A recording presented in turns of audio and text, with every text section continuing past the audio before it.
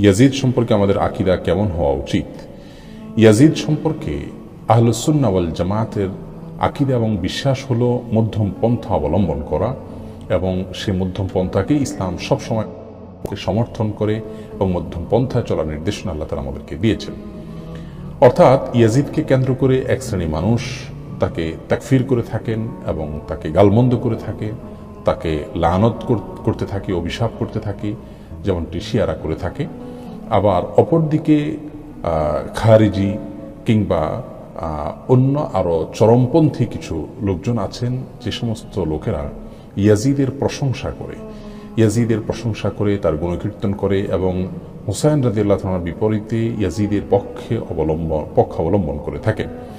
তো এই যে নাসিবি এবং খারিজিদের বৈশিষ্ট্য, এটি যেমন আহলে সুন্নাত জামাত বিশ্বাস করে না, তেমনিভাবে শিয়াদের এক্ষেত্রে যে কর্মপন্থা সেটাকে আহলে সুন্নাত জামাত বিশুদ্ধ মনে করে না, বরং আহলে সুন্নাত জামাত মনে করে ইয়াজিদ একজন মানুষ, তিনি মৃত্যুবরণ করেছেন।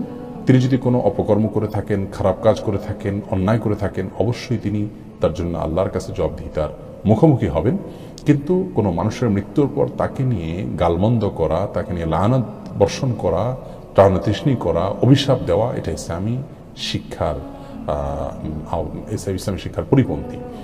তো সেজন্য ইমাম আহমদ ইবনে হাম্বল রাহিমাহুল্লাহ তার থেকে এবং অন্যান্য অনেক ইমামদের থেকে বর্ণিত হয়েছে, যেমন হাফেজ যাহাবী রাহিমাহুল্লাহ বিশ্ববিখ্যাত হাদিসের বর্ণাকারীদের যে জারহ ও তা'দীল এবং তাদের যে মূল্যায়ন শাস্ত্র আছে, এই শাস্ত্রের অনেক বড় একজন ইমাম, তিনি বলেছেন যে ওয়াজিদ মিম্মান লা নাসুব্বুহু ওয়া লা নুহিব্বুহু, ইয়াজিদ এমন ব্যক্তি যাকে আমরা গালমন্দ করতে যাব না আর তাকে আমরা ভালোবাসবো না।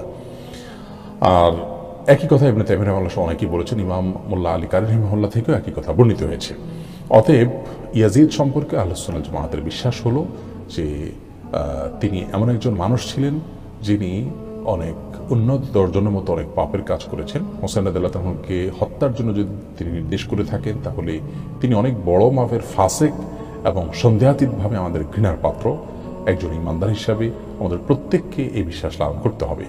কিন্তু তিনি তাকে হত্যা নির্দেশ করেছেন কিনা সে বিষয়টি নিশ্চিত না হয়ে আমরা তাকে ব্যক্তিগতভাবে গালমন্দ করতে যাব না, আবার তার কোনো সাফাই আমরা গাইতে যাইব না। যেহেতু তিনি সাহাবী নন, অতএব তার কোনো সাফাই গাওয়া বা তার পক্ষ অবলম্বন করার কোনো প্রয়োজনীয়তা ইসলামী শরীয়তের দৃষ্টিকোণ থেকে আমাদের নেই। এ বিষয়ে আমাদের সব ধরনের সীমালঙ্ঘন থেকে বেঁচে থাকার চেষ্টা করতে হবে। আহলে সুন্নাত জামাত এর আকীদা এবং বিশ্বাস হলো তার সম্পর্কে মধ্যম পন্থা অবলম্বন করা এবং সব ধরনের সীমালঙ্ঘনকে অ্যাভয়েড করা।